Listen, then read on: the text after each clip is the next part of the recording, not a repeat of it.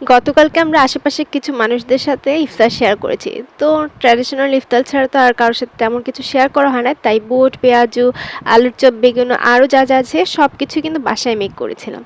ভাই রে, ভাগ্যিস এই জিনিসগুলো এখন রেগুলার খাওয়া হয় না। মানে গতকালকে এগুলো রেডি করতে করতে আমার যে অবস্থা হয়েছে, অন্য সময় তো গলা শুকিয়ে যায় ইফতারের সময়, আর সেদিন মনে হয় আমার কলিজাটাই শুকাই গেছিলো।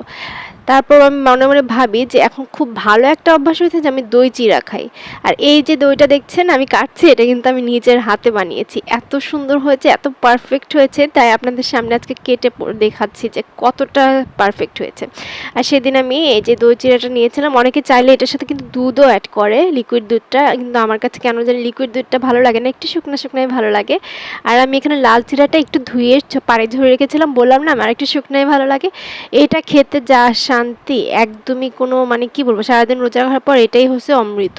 আর এইসব ভাজা পোড়া ঠিক আছে মাঝে মাঝে খাওয়া যায়, বাট রমজান মাসে একদমই খাওয়া ঠিক না, সত্যি কথা বলতে। মানে জিহ্বায় ভালো লাগলেও মনে কিন্তু একদমই শান্তি লাগে না।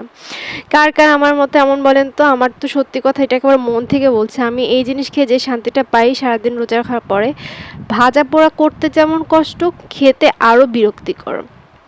আর শরীরের জন্য তো খারাপ কতটা, এটা সবাই জানে। আর এটাতে কিন্তু চাইলে আপনারা অনেক কিছু অ্যাড করতে পারেন। আমি সেখানে কলা, কাঠবাদাম, তারপর দিয়েছিলাম খেজুরের কিছু কুচি করে খেজুর দিয়েছিলাম। চাইলে কিন্তু এখানে অনেক কিছু লিকুইড দুধও অ্যাড করা যায়, সেটা দিলে অনেকে পছন্দ করে, বাট আমার আবার এতটা লিকুইডই খাবার একদম ভালো লাগে না, একটু শুকনা শুকনা থাকবে, আমার ঠিক এমনটাই ভালো লাগে। আর আমার মতো কার কার এই যে দই চিড়া পছন্দ, কমেন্টস করে জানাবেন।